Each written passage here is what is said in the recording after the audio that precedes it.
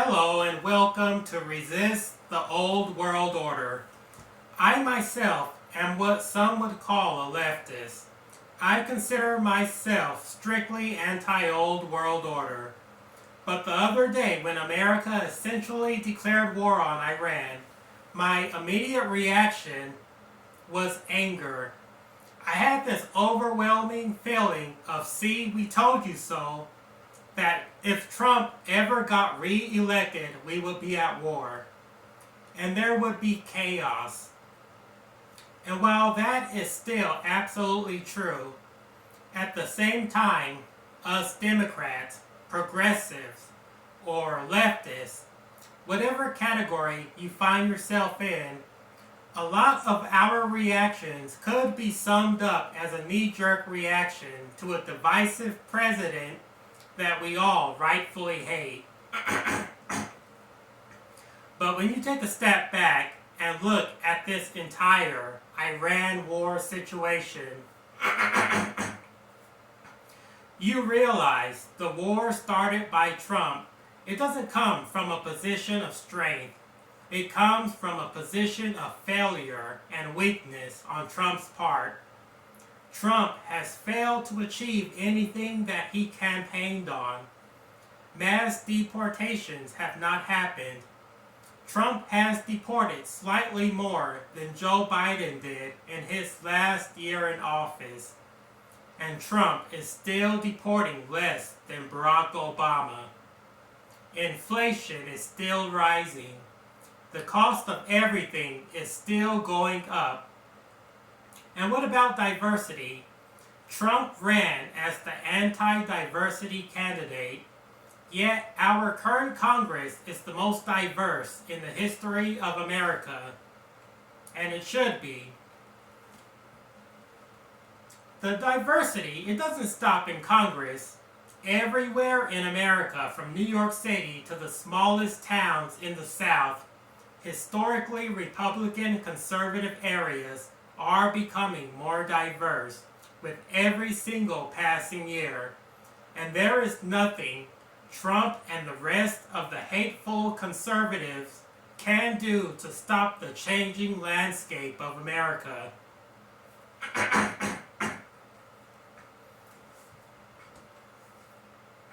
So what does a failing president of hate do? Well, it's obvious. He does the only thing he can do. He essentially declares war on Iran, which is something the establishment has wanted for decades.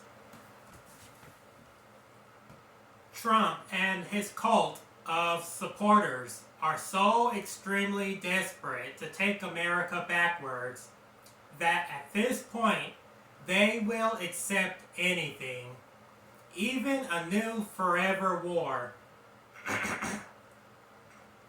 As long as Trump is the one that started it, they will excuse it and accept it.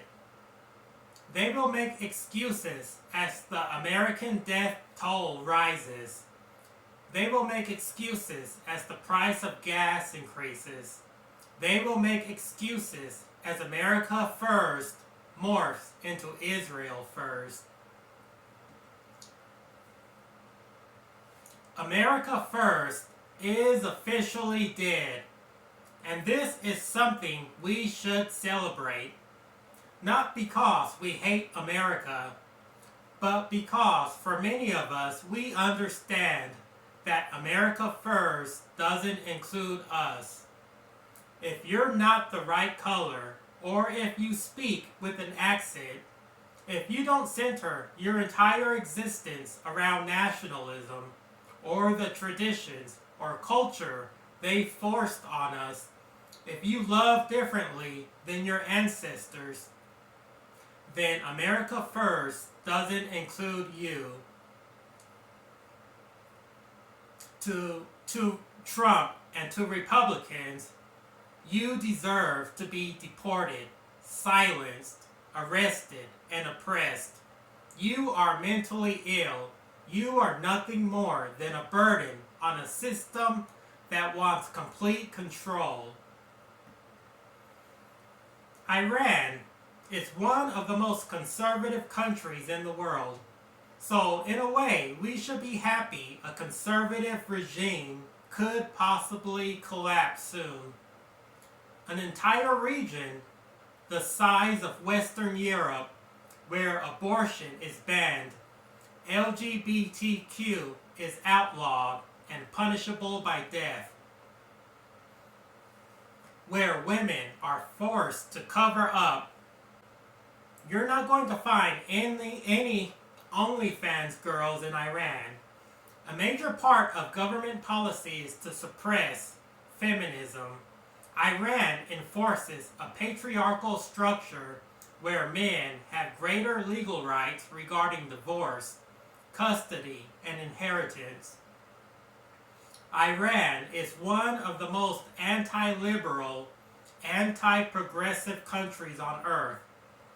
The Iranian government forces religious nationalism on its 90 million citizens. If you take the Quran and the veil that women are forced to wear out of the equation, then Iran essentially becomes a MAGA paradise. The thing conservative dreams are made of. A deeply religious, traditionalist, anti-woke country where conservatives hold nearly 100% of all seats in government.